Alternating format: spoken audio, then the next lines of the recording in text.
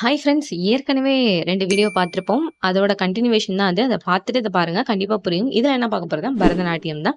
இந்த பரதம் எப்படி வந்தது உங்களுக்கு தெரியுமா? தமிழ்நாட்டு கோவில்கள்ல தேவதாசி பெண்களால ஆடக்கூடிய சதிராட்டத்தோட நெறிப்படுத்தப்பட்ட வடிவம் தான் இந்த பரதநாட்டியம்னு சொல்றாங்க. இந்த நடனத்துல உடல் அசைவு மற்றும் கை முத்திரைகள் பயன்படுத்துறோம்ல, அத அடவு அப்படின்னு சொல்றாங்க. பல அடவுகள் சதி அப்படின்னு சொல்றாங்க.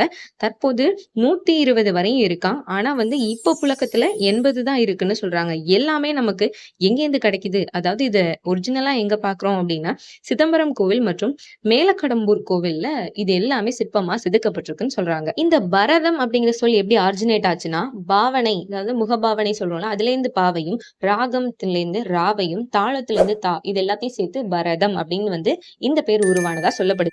அடுத்து நம்ம பார்க்க போற ஸ்டேட் அசாம். இதுல என்ன ஃபேமஸ்னா பிஹுங்கிற டான்ஸ் தான். இத பத்தின இன்ட்ரஸ்டிங் ஃபேக்ட்ட நெக்ஸ்ட் ஷார்ட்ஸ்ல சொல்றேன். Stay tune friends. Thank you.